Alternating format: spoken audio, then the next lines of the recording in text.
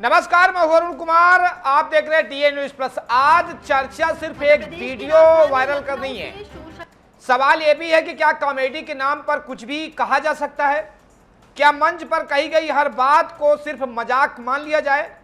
और अगर किसी मजाक से किसी व्यक्ति, पेशे या पूरे समाज की गरिमा प्रभावित होती है तो उसकी जिम्मेदारी किसकी होगी?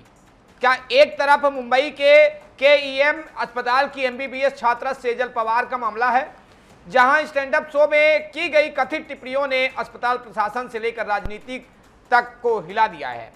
वहीं दूसरी तरफ कॉमेडियन प्रणीत मोरे के शो में 370 रुपए बिरयानी वाला विवाद है, जिसने महिलाओं की सुरक्षा और सम्मान पर एक बड़ी बहस छोड़ दी है। लखनऊ के रहने वाली गरिमा सिंह नामक एक युवती का वीडियो सोशल मीडिया में तेजी से वायरल हो रहा है, जिसमें वह खुलेआम बेहद आपत्तिजनक टिप्पणी और रेप जैसे गंभीर अपराध को लेकर बातें करती नजर आ रही हैं। इस वीडियो के सामने आने के बाद इंटरनेट पर नेटिक्स का गुस्सा फूट पड़ा है। लोग उत्तर प्रदेश पुलिस से तुरंत कार्रवाई की मांग कर रहे हैं। इस पर करेंगे खास बातचीत, लेकिन दिखाते एक रिपोर्ट। उत्तर प्रदेश की राजधानी लखनऊ से सोशल मीडिया पर एक बेहद चौंकाने वाला और विवादित मामला सामने आया है।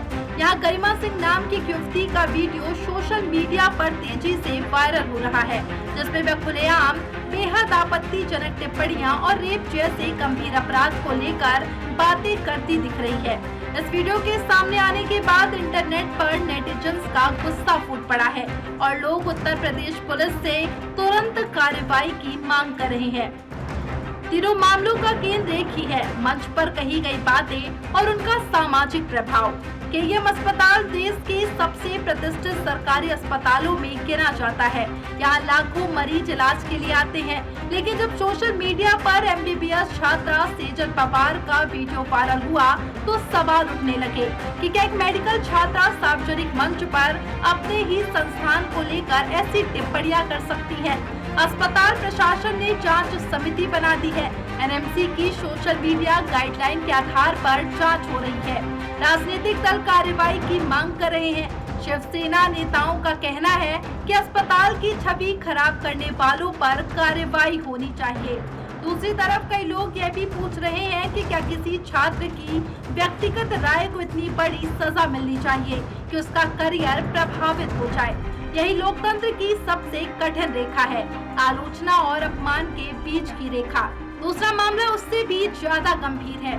प्रणीत मोरे के शो में एक युवक ने दावा किया कि उसने एक लड़की पर 370 रुपए खर्च किए और बदले में उसके साथ शारीरिक संबंध की उम्मीद रखी। शो में इस बात पर हंसी हुई। वीडियो सोशल मीडिया पर वायरल हुआ और फिर देश भर में आक्रोश फूट पड़ा। सवाल यह नहीं कि उस युवक ने क्या कहा, सवाल यह है कि इस बयान को मंच क्यों मिला। सवाल यह है कि उस बयान को मनोरंजन बनाकर सोशल मीडिया पर क्यों डाला गया। और सबसे बड़ा सवाल, क्या महिलाओं को खर्च की गई रकम के बदले मिलने वाली वस्तु की तरह दिखाना हास्य है या विकृत सोच? क्या सिर्फ बोलने वाला दोषी है? प्रणीत मोरे ने बाद में माफी मांगी। उन्होंने कहा कि दर्शकों की राय उनकी अपनी राय नहीं है, लेकिन आलोचकों का कहना है कि मंच उनका था, माइक्रोफोन उनका था, वीडियो उनके सोशल मीडिया अकाउंट से अपलोड हुआ था। ऐसे में जिम्मेदारी से बचना आसान नहीं है। आज डिजिटल युग में सिर्फ बोलने वाला ही नहीं, बल्कि उस कंटेंट को बढ़ावा देने वाला भी जवाबदेह माना जाता है। महाराष्ट्र के मुख्यमंत्री देवेंद्र फडणवीस ने भी कहा कि अभिव्यक्ति की स्वतंत्रता मौलिक अधिकार है, लेकिन उसके साथ जिम्मेदारी भी आती है। यह बात केवल कलाकारों पर नहीं, बल्कि हर सोशल मीडिया यूजर पर लागू होती है। आज वायरल होने की दौड़ में अक्सर सीमाएं टूट रही है। कभी धर्म के नाम पर विवाद, कभी महिलाओं पर टिप्पणी, कभी पेशों और संस्थानों का मजाक और फिर वही पुराना तर्क, यह तो सिर्फ कॉमेडी थी। लेकिन सवाल है, अगर किसी मजाक से समाज का एक वर्ग खुद को अपमानित महसूस करे तो क्या उसे सिर्फ मजाक कहकर टाला जा सकता है? पहले मंच सीमित थे, अब हर वीडियो लाखों लोगों तक पहुंचता है। किसी शो में कही गई एक लाइन अगले ही घंटे राष्ट्रीय बहस बन जाती है। इसलिए आज कंटेंट क्रिएटर, कॉमेडियन, इन्फ्लुएंसर और यूट्यूबर सिर्फ कलाकार नहीं रह गए हैं, वे जनमत को प्रभावित करने वाली शक्तियां बन चुके हैं और शक्ति के साथ जिम्मेदारी भी आती है। सबसे बड़ा सवाल, क्या कॉमेडी के नाम पर महिलाओं का अपमान स्वीकार किया जा सकता है? क्या अभिव्यक्ति की स्वतंत्रता के नाम पर किसी संस्थान की प्रतिष्ठा पर चोट करना उचित है? क्या सोशल मीडिया पर वायरल होने की चाहत ने संवेदनशीलता को खत्म कर दिया है? और क्या अब समय आ गया है कि डिजिटल मंचों पर भी जवाबदेही की नई सीमाएं तय की जाए?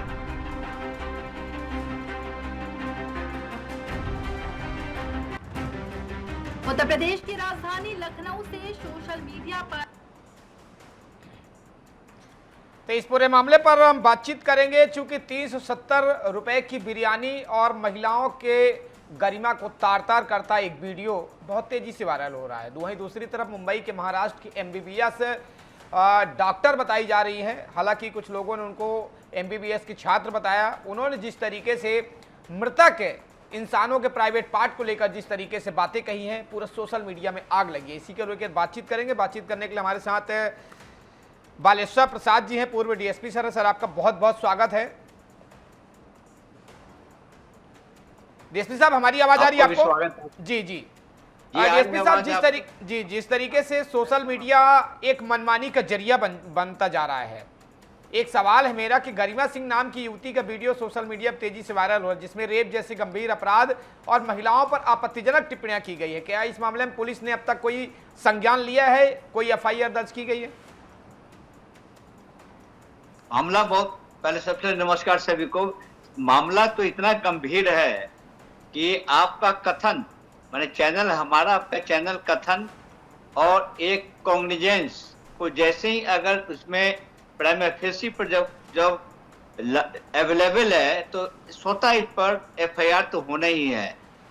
अब सवाल खड़ा होता है कि जिस तरह से गरिमा सिंह के बारे में आपका रिपोर्ट में हमने देखा, या जो प्रणीत मोरे के जो शो वाले सेजल पवार के बारे में हम आपके रिपोर्ट से समझा, तो सबसे पहले अब सरकार को या चैनल के जो हेड जो चलाते हो मनोरंजन के नाम पर, निश्चित तौर पर जो महिलाओं का अपमानजनक करते हैं या इस तरह से बाकायदा जो आपके रिपोर्ट में आ रही है, निश्चित तौर पर इन सभी पर एफआईआर आवश्यक है। जांच के पीछे क्या है, जैसे कमेटी शो, जैसे कि अभी रिपोर्ट में बताया गया कि मुंबई वाले में कमेटी तय कर दी गई है। उस छात्रा को 15 दिन की छुट्टी भी शायद दिया गया है सूत्रों के अनुसार, और इसके अलावा 3 ये जो एफआईआर भी वहाँ दर्ज है महाराष्ट्र के वहाँ के साइबर सेल के द्वारा एक एफआईआर भी दर्ज कर दिया गया है।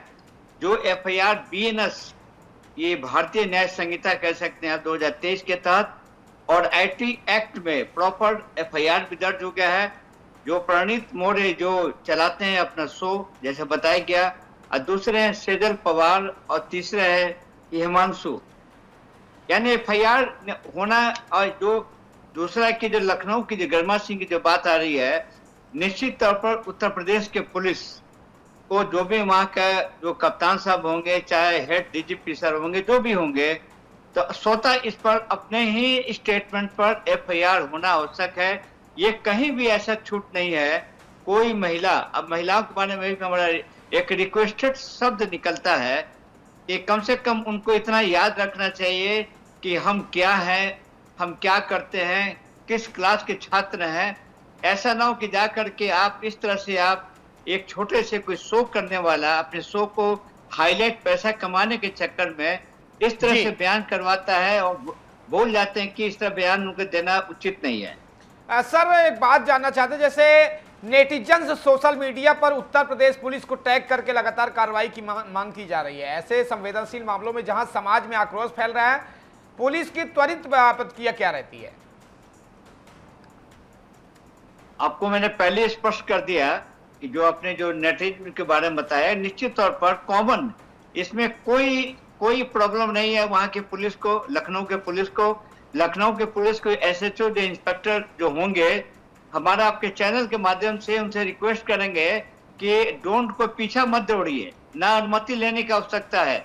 सीधा एकदम कॉग्निजेंस जब क्रिएट हो गया, आपके रिपोर्ट भी आप स्पष्ट चैनल पर है, तो नए जो धाराएं जो बीएनएस में है या एविडेंस एक्ट में कि बिल्कुल जो मीडिया का जो भी एविडेंस हो चाहे अवेलेबल हो तो स्वतः संज्ञान लेकर एफआईआर होना चाहिए।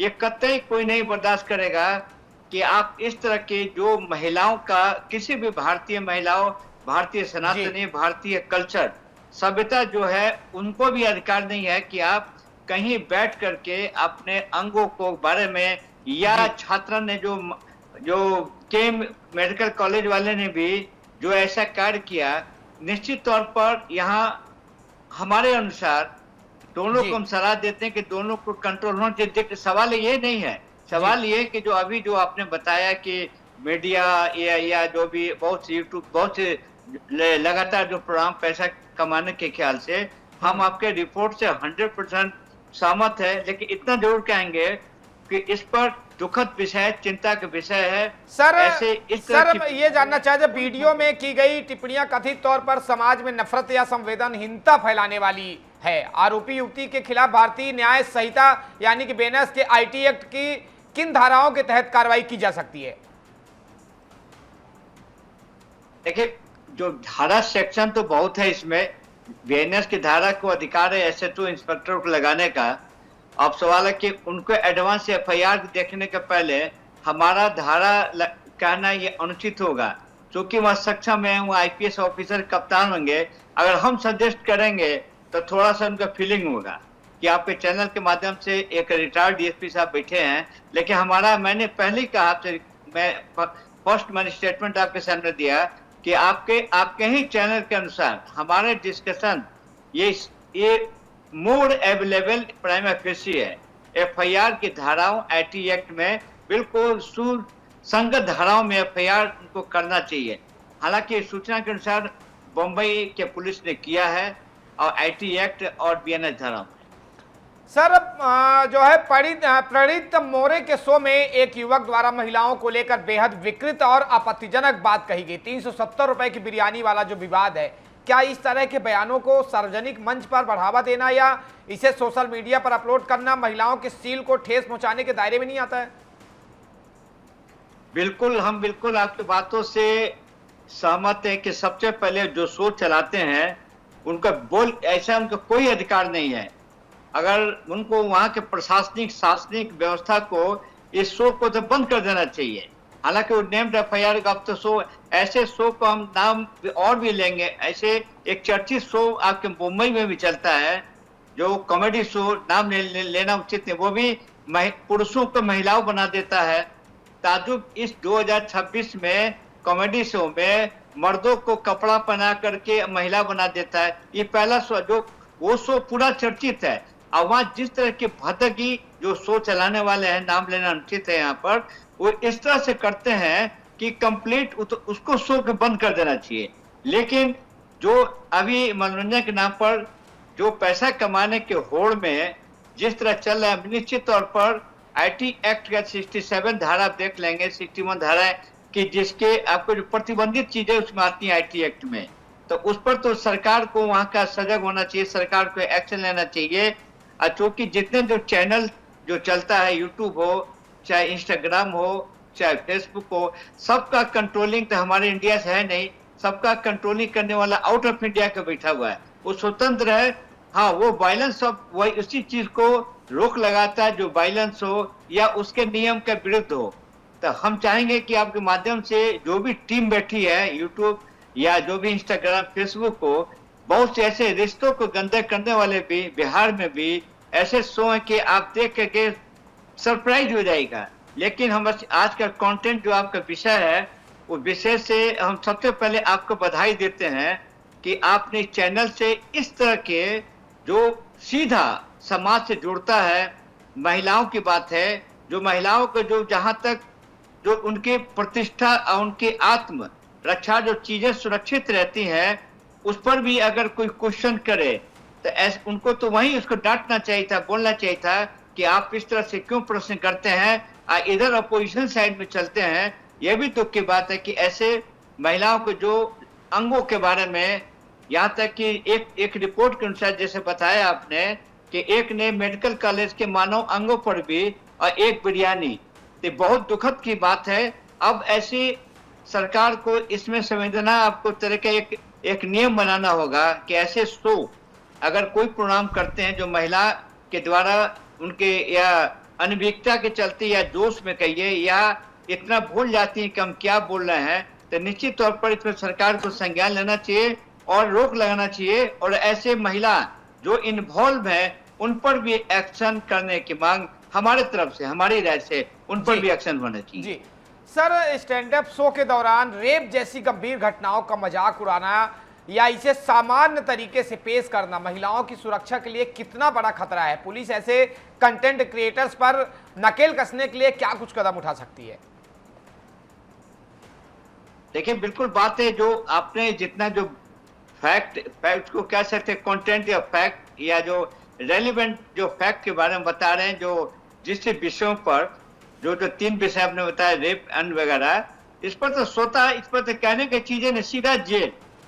ऐसे लोगों को एक हैंडकप आप देखे है ना, हैंडकप में हथकड़ी रस्सा, ऐसे तो सोच रहा है कि हथकड़ी लपेट देना चाहिए, लपेट नहीं देना चाहिए, सीधा एकदम न्यायिक हिरासत भेजना चाहिए, जांच बैठेगा, इंक्वायरी होगा। ये हम महाराष्ट्र सरकार से अनुरोध करते हैं आपके चैनल के माध्यम से, एक रिटायर्ड एक डीएसपी होने के नाते जिम्मेवारी और एक आपको कानून के हम समानता रखने ख्याल से हम आपके चैनल से अपील करते हैं, महाराष्ट्र के डीजीपी सर से और उत्तर प्रदेश के डीजीपी सर रिक्वेस्ट करते हैं कि प्लीज टेक अपने लेवल से सर ऐसे शो, जो भी शो जिसका कितने भी पैरिंग वाले क्यों ना हो, कोई भी हो, नेटवर्क के जो भी आपने कहा, निश्चित तौर पर एक्शन इतनी हार्ड होनी चाहिए कि ताकि आने वाले समय कल परसों किसी बच्चियों के ऊपर, बच्चियों का अपमान, बच्चियों के द्वारा क्वेश्चनर करके लोग कहवा लेते हैं, कहीं बच्चियां इतनी जोश माती कह देती हैं, इस सिस्टम पर हम चाहेंगे कि रोक लगे। जी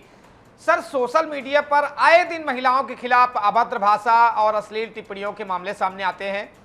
महिलाओं की सुरक्षा के मोर्चे पर पुलिस का साइबर सेल ऐसे मामलों को रोकने में कितना सक्षम है? देखिए, जो साइबर सेल है, जो भी साइबर सेल है पार्ट ऑफ द पुलिस, ऐसे पुलिस स्टेशन भी है, वहां भी प्रॉपर एफआईआर दर्ज होता है। लेकिन सरकार ने लिया कि नहीं, अलग से जो आईटी से संबंधित जो जिसको डिजिटल कह सकते हैं आप, तो एक अलग से एक इसलिए साइबर सेल खोला गया है कि वैसे अपराध जो स्पेशल आपको साइबर में मुकदमा दर्ज हो, लेकिन वहां के इस तरह की रिपोर्ट पर साइबर सेल पास या तो सूचना, वो सूचना के आधार पर कार्रवाई करते हैं। लेकिन हमारा कहना है कि दोनों के हेड हैं डीजीपी सर के स्पेशल ब्रांच होता है पुलिस का। आप उत्तर प्रदेश में भी ये पुलिस है, महाराष्ट्र में स्पेशल ब्रांच है और बिहार अन्य सभी राज्यों में स्पेशल ब्रांच का ड्यूटी बनता है कि ऐसे ऐसे घटनाओं के बारे में, जहां आपने बताया बहुत अच्छा आपने आज मुद्दा रखा है, ऐसे मुद्दे को स्पेशल ब्रांच की रिपोर्टिंग करनी चाहिए और उस रिपोर्टिंग पर जो फर्स्ट जहां रिपोर्ट मिले, 0 एफआईआर कह सकते हैं, चाहे आप थाने में, निश्चित तौर पर प्रॉपर सेक्शन में एफआईआर वहीं दर्ज हो जाए तो साइबर सेल को तो फॉरवर्ड कर देगा। नतीजा कि अभी साइबर सेल में जो बातें इतनी जो होनी चाहिए 100%, वो 75% पर है, 20% अभी आवश्यकता है आज सूचना संग्रह करने के लिए। आज सूचना मीन्स इंटेलिजेंस, जो उसको अधिकार नहीं है, वो अधिकार है स्पेशल ब्रांच को। कुछ ऐसी त्रुटियां हैं हमारे विभाग में, पुलिस विभाग में, जो उसको आवश्यक है तालमेल बिठा करके डीजीपी सर को कैसे मुद्दों पर कड़ा एक्शन ले। जी सर, मुंबई के केईएम अस्पताल की एमबीबीएस छात्रा सेजल पवार का मामला भी सामने आया है, जिससे अस्पताल प्रशासन और डॉक्टरों में नाराजगी भी है। जब किसी प्रतिष्ठित सरकारी संस्थान की छवि को सोशल मीडिया पर धूमिल किया जाता है तो क्या पुलिस इसमें मानहानि या अन्य कानूनी धाराओं के तहत सीधे कार्रवाई कर सकती है? बिल्कुल कर सकती है। इस पर सवाल है कि ये जो केईएम जो अस्पताल या कॉलेज जो होगा महाराष्ट्र का है, या उनके जो स्टूडेंट जो हैं, जो भी हैं, जो नाम जिसका आया है, और इसके बाद जो प्रॉपर वो अपना विद्यालय पढ़ाई छोड़ करके वो छात्रा स्टूडेंट की बात बताई जाती है, अभी डॉक्टर नहीं है, अभी स्टूडेंट है, उनको क्या किस नियम के तहत, किसके अनुमति से ये जो हिमांशु कॉमेडियन जो कहते हैं, ये जो मोर साहब हैं, उनके प्रोग्राम में इसको जानने की क्या आवश्यकता है। तो निश्चित तौर पर इस पर तो नेग्लिजेंसी कहा जाएगा, आपको जो ऑर्गेनाइजेशन जिसको हेड प्रबंधक पर भी लापरवाही कहा जाएगा। और निश्चित तौर पे ये जहां तक अपमान की जो बात है, ये अपमान तो उसके चलते हॉस्पिटल पर असर पड़ा, लेकिन इसमें पॉलिटिक्स शुरू हो गया। जैसे हमने देखा, हमने जो कल किया, ऐसे चीजों में पॉलिटिक्स नहीं होनी चाहिए। राजनेताओं को, नेता जो भी हो, महाराष्ट्र हो चाहे उत्तर प्रदेश हो, जो मामला रिलेटेड हो, इसमें राजनीति नहीं होनी चाहिए। प्रॉपर जो मुकदमा दर्ज होनी चाहिए, प्रॉपर सबको जुडिशरी कस्टडी में भेजना चाहिए। जी सर, मुख्यमंत्री देवेंद्र फडणवीस ने भी कहा है कि अभिव्यक्ति की स्वतंत्रता के साथ जिम्मेदारी जुड़ी है। एक पुलिस अधिकारी होने के नाते आपकी नज़र में अभिव्यक्ति की आज़ादी और कानूनी अपराध के बीच का वो लक्षण रेखा क्या है जिसे पार करते ही पुलिस को हस्तक्षेप करना पड़ता है? देखिए, बिल्कुल संविधान कॉन्स्टिट्यूशन में पढ़ा जाएगा, उसमें प्रॉपर अनुच्छेद है। हर को अधिकार है, स्वतंत्रता है, वो आप कुछ भी कर सकते हैं आपको। लेकिन उसके साथ साथ अपवाद ये भी है कि आप ऐसे घृणित कार्य, आप ऐसा कार्य अगर करते हैं जो संविधान को खिलाफ हो, स्वतंत्र है, ठीक है, लेकिन जहां तक अगर आप कहीं भी आप ऐसा काम कर देते जो वहीं आपको कानून का हाथ बढ़ता है, और निश्चित तौर से कानून का हाथ बढ़ेगा तो इसमें अपमान सबके कहा, जो गलत है गलत है, सही सही है, कानून काम करेगा, और इस पर आपको अपमानजनक की सवाल कहाँ। जी, इस तरह की वीडियो सामने आने के बाद अक्सर सोशल मीडिया पर ट्रेंड चलने लगता है, जिससे शांति व्यवस्था भंग होने का कभी खतरा रहता है। ऐसे माहौल में किसी भी प्रकार के लॉ एंड ऑर्डर की स्थिति से निपटने के लिए पुलिस की क्या तैयारियां रहती है सर? देखो, लॉ एंड ऑर्डर कर ले। सबसे पहले तो पुलिस की जितने वीडियो जो इसमें वायरल हो रहे हैं, जो अनर्गल आपको पूरा वायरल वीडियो होता है, उस पर कम से कम ब्लॉक कर देना चाहिए। जैसे एफआईआर दर्ज हो, वायरल वीडियो जो प्रॉपर में एफआईआर दर्ज हो गया, तो किसी भी वीडियो को लोग पढ़ाया उसको शेयर करते हैं, वहां ब्लॉक कर देना। ये साइबर सेल का पूरा अधिकार है कि उसके जो भी जो वीडियो जो पोस्ट हुआ, वीडियो को ब्लॉक कर देना चाहिए, ताकि किसी तरह इसमें अफवाह या गलत लॉ एंड ऑर्डर भी कई मुद्दे उखड़ जाते हैं, जिसको नियंत्रण करने के लिए पुलिस के पास एक सिर्फ पुलिस है। सवाल है कि पुलिस क्या करेगी। पुलिस, आप जहां अनुच्छेद स्वतंत्रता की बात करता है, पुलिस अपने लॉ पर चलता है, अपने जो मैनुअल पर है, तो निश्चित दोनों के बीच में टकराव है। लेकिन हम उम्मीद करते हैं कि आपके चैनल के माध्यम से बहुत बेहतरीन आपने कंटेंट आपने गुप्ता दिखाया। सबसे पहले हृदय से आपको मेरा लॉट ऑफ बधाई, थैंक्स। ऐसे मुद्दे आप उठाएं, लेकिन मुद्दे के साथ हमारा बस एक लाइन का अपील यही है कि दोनों डीजीपी सर आपके चैनल की आवाज सुने। उत्तर प्रदेश के डीजीपी सर और महाराष्ट्र के डीजीपी सर, दोनों सर अविलंब और इसका समन्वय कर करके आपसे एक कैसे इस पर रोक लगे, इस पर एक बहुत उच्च कोटि का एक आपसी जो संस्थानों में एक मीटिंग होनी चाहिए, बताना चाहिए। ये निश्चित तौर पर ये ऐसा मामला है कि इस पर रोक लगाना थोड़ा कठिन तो जरूर है, लेकिन बस सामने की यही है कि एफआईआर शब्द है, कानून है, हथकड़ी है, जेल है। अगर इस पर फास्ट कर दिया जाएगा तो सवाल ही का कि आप कैसे घटिया स्तर का ये प्रोग्राम। अगर हमारा कहना ये है कि सबसे पहले हम अपने आपके चैनल के माध्यम से ये जो कॉमेडियन जो है प्रणीत मोरे को शो को ब्लॉक कर देना चाहिए। पहला हमारी मांग है आपके चैनल के थ्रू, ऐसे शो को ब्लॉक कर देना चाहिए। ऐसे लोगों को लंबे दिनों तक जेल में रखना चाहिए। अगर एक कॉमेडियन गलत करके ये पूरे माहौल को जो खराब कर दिया है और इस तरह के प्रश्नों को पूछ करके और उस लड़की ने जिस तरह ट्रेन किया है, निश्चित तौर पर मूलतः दोषी हम ठहराते हैं उस आपको जो कॉमेडियन लखनऊ की गरिमा सिंह है जिसका वीडियो सोशल मीडिया पे वायरल है। मैं उस पीसीआर को बोलूंगा उसको चला के दिखाएं, है ना, पूरा देश देखे किस तरीके से सोशल मीडिया पे गंदगी फैला रहे हैं। एक महिला ही जब महिलाओं की गरिमा को हमला करती है। देखिए, बिल्कुल ये ऐसा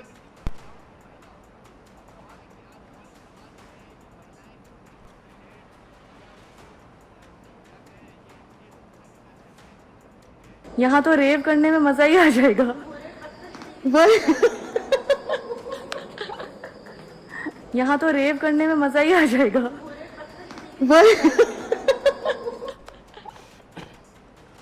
तो सर, एक जिम्मेदार पुलिस अधिकारी आप रह चुके, आपने सुना किस तरीके से लड़की खुलेआम एक ये भगवान की गुफा टाइप की दिख रही है, शायद नेपाल तरफ का है, और वहां गई है घूमने, लेकिन उसको इस जगह में भी रेप करने में मजा आ जाएगा। एक लड़की ऐसे शब्दों को उपयोग करती, सोशल मीडिया पर वीडियो वायरल करती है, उनके लिए क्या कुछ प्रावधान है कानूनी कार्रवाई के लिए?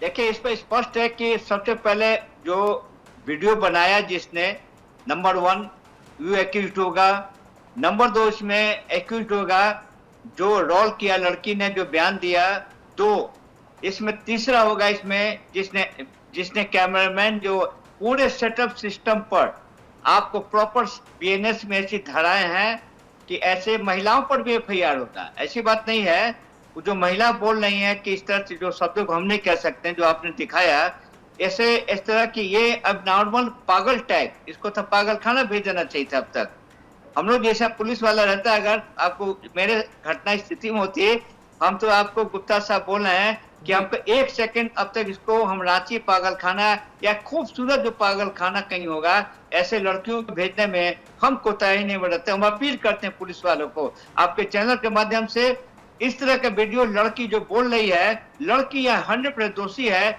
जो चीजों को समाज में जहां तक कहने का अधिकार है, ये सबसे बड़ी दोषी है, और इससे ज्यादा कहेंगे नहीं। इसमें जो कैमरा बनाने वाला है, वीडियो बनाने वाला, और जिसने वीडियो पोस्ट किया, पूरे सेटअप को ही, अगर इसको प्रॉपर में अब तक तो जेल चला जाना चाहिए था। जी सर, एक आखिरी सवाल है मेरा आपसे कि जो लोग महज तालियां बटोरने, लाइक्स और व्यूज के लिए समाज में नफरत या संवेदनहीनता परोस रहे हैं, उन्हें सबक सिखाने के लिए पुलिस प्रशासन किस तरह की सख्त नजीर पेश करने जा रहा है? देखिए, पुलिस ने आपको, जहां तक भारत सरकार ने एक आईटी एक्ट में महीना में उन्होंने एक नियम निकाला है, जो आईटी एक्ट है फरवरी 2026 में, उसमें कई गाइडलाइन है, जो गाइडलाइन को फॉलो करना है, जो फेसबुक या इस तरह से कॉमेडियन बनाते हैं। सवाल है कि ये जो उनका जो गाइडलाइन है, अभी तक हम ताजुब करेंगे, हमने चेक करते रहते हैं, कोई फॉलो नहीं करता है। इस फॉलो को रोकने के लिए अब सरकार को जागना होगा, साइबर सेल को। अगर साइबर सेल को सर, 1 मिनट, हम जो इनकी पूर्व की लड़कियों की है और कॉमेडियन का, उसकी में पहले एक हम आपको बयान सुनवा देते हैं। वो कहती क्या खिलाओगे, मगर तू बता क्या खाएगी। हाँ। तो हमने चिकन बिरयानी खाई, वो हाई होगी 360-370 रुपए की। फिर वो कहती घर छोड़ाओ, मगर यार 370 रुपए लगे हैं, मगर वसूल तो करूँगा। पीक गुड़गांव कंटेंट खा गई मेरे वैसे। तो क्या हुआ, तो मैं सोच रहा हूँ यार अगर रूम पे ले जाऊँ ऑकवर्ड लगेगा कि पहले दिन ही मांग रही, ले रही मांग रही, मतलब मांग रहा मतलब। तो मेरे को ध्यान आया कि हमारे वहाँ एक पार्क है, पार्क है, गार्डन। वो ना अंधेरा, उसमें बहुत अंधेरा रहता है कि दिखता ही नहीं कुछ। तो मैंने कहा चल थोड़ी देर। तो आपने देखा किस तरीके से 370 रुपए की बिरयानी के पीछे एक विकृत मानसिकता का इंसान एक लड़की को सुनसान पार्क में ले जाकर उसके साथ गलत कृत्य करते का दावा कर रहा है। तो डीएसपी साहब, एक जो जिस तरीके सोशल मीडिया में अभद्र चीजें वायरल होती है, उसके लिए देश को आपकी तरफ से एक मैसेज छोटा सा। बस हमारा मैसेज है कि ऐसे चीजों को रोक लेने, कानून अपना काम करे। इमीडिएट कहीं कोई रिपोर्टिंग हो तो पुलिस को अब त्वरित कार्रवाई करना चाहिए, पुलिस को वेट नहीं करना चाहिए। जहां वेट होगा, अगर एक घटना होगी तो आगे त्वरित गति से पुलिस कार्रवाई करे तो निश्चित तौर पर इसका असर पड़ेगा। वही उपाय है। बिल्कुल शुक्रिया सर हमसे जुड़ने के लिए और तमाम जानकारी देश के सामने साझा करने के लिए। तो कॉमेडी समाज का आईना होती है, लेकिन अगर वही आईना समाज की गरिमा को तोड़ने लगे तो सवाल उठना स्वाभाविक है। हंसी और अश्लीलता के बीच एक रेखा होती है, अभिव्यक्ति और गैर जिम्मेदारी के बीच भी एक सीमा होती है। अब फैसला समाज को करना है कि वह मनोरंजन चाहता है या मर्यादा के साथ मनोरंजन में। मैं हूं अरुण गुप्ता, देखते रहिए DN News Plus। नमस्कार।